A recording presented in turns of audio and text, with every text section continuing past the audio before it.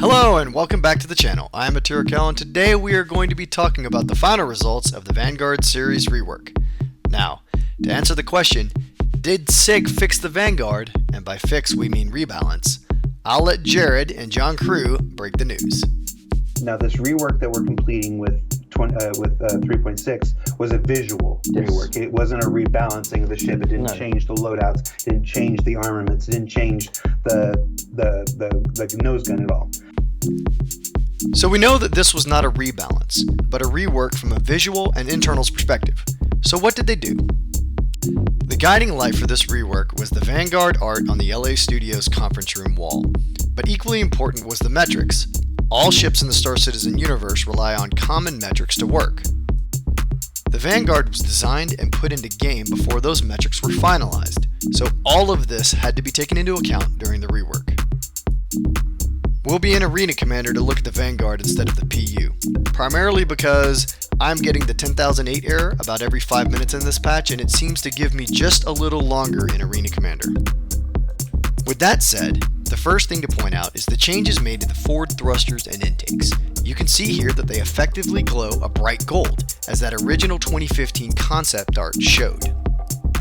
Next, let's take a look at the only adjustment to weaponry this rework has given us. The 8 size 2 missiles which previously resided on the underside of the hull are now mounted in shoulder-mounted missile bays.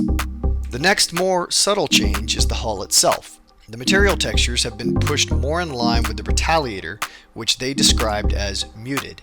Additionally, they slightly adjusted the hull profile for the Vanguard to appear sleeker, while at the same time adjusting the rear of the ship to align more closely with the hoplite. As CIG promised, the Vanguard hulls are now unified, and this comes into play a lot more when we talk about the interior of the ship. Now we'll head to the underside of the ship to look at the new and improved landing gear. As discussed in my last video, the old landing skids have been replaced with tires for the forward landing gear and for the rear landing gear, tank treads. Now I believe that I heard ages ago in a video that this was tied in lore to the Vanguard's use by the UEE in far-flung regions of space where they might operate in less than ideal conditions, something akin to the modern-day C-130's ability to operate on a dirt landing strip.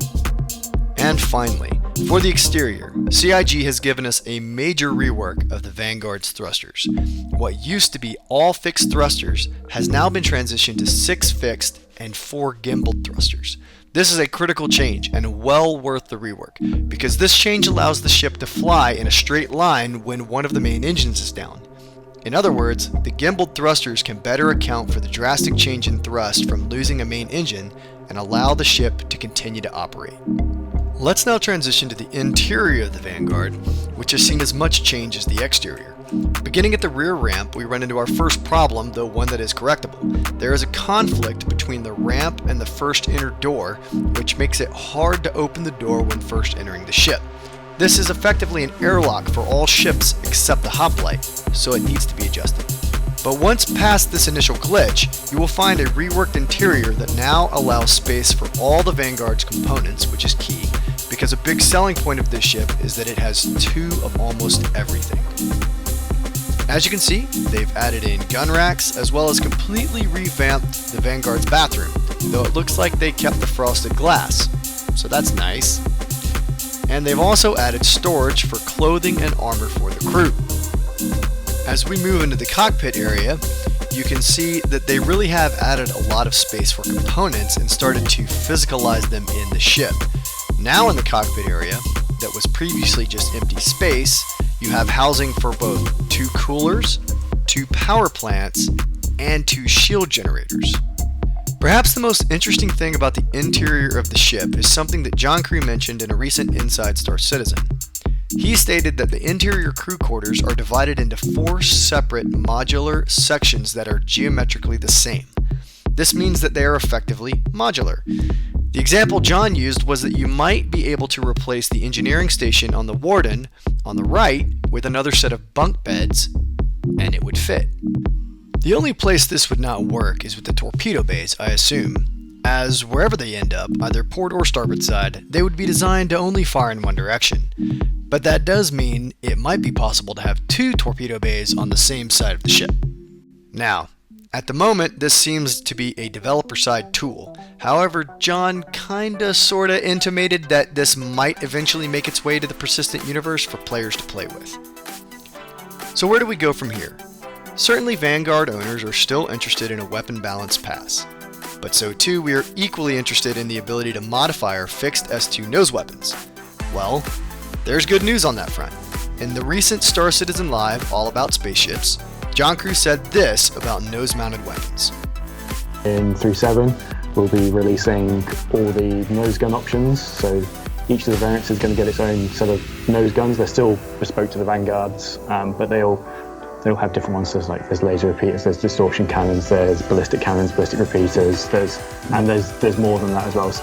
So, it turns out we'll have more weapon choices than those that just come with each of the Vanguard variants, which is great news, and we can expect to see at least some initial options in 3.7. However, the downside, if it can be called that, is that CIG is not planning to gimbal the S2 nose weapons at any time in the future. They did also briefly discuss the infamous buck, saying that if you own a buck, you'll get all of the individual items that buck would have offered as a standalone item, which of course has been the party line with bucks for over a year. To use those items, it will just require you to install them one at a time. They have also stated that all items available in a buck would also be available in-game, eventually. So, if you have a Warden and you want a torpedo bay, eventually you'll be able to find a vendor that sells that item, purchase it, and mount it into your ship. Now here's the part of the video where I give my opinion on where CIG should go for a weapon rebalance of the Vanguard series. I got onto Star Citizen DPS calculator, link in the description, and I did a little math. My wish and desire is for CIG to add 2 regular size 4 hardpoints onto the underside of the Vanguard Warden, stock, and have a modular option to add those hardpoints to the other variants. The math looks like this. Current DPS for a Warden is 1588. If you add 2 additional Revenant cannons fixed, you would get a 2932 DPS. That's about a 1300 point DPS increase. If you mounted 2 gimbaled size 3 M5A laser cannons to those hardpoints, you would have a 2278 DPS, and that's a 690 point DPS increase. Am I getting a little greedy? Maybe. But this would finally have the Vanguard out DPSing medium fighters by a significant margin. For a little perspective, the Saber out DPSs the Avenger Titan stock by 700 DPS. Now I'm not arguing that a Vanguard is to the Saber as the Saber is to the Avenger, but the Vanguard is in a very different role than the Saber, being a long-range heavy fighter, and as such, it should very much out DPS it. And we're at the end. If you made it this far, thanks for sticking around. Don't forget to like and subscribe if you want to see more, and come check out a.m.m.o. Our Discord link is in the description down below, and we are always looking for new citizens to join. And I'll see you in the next one.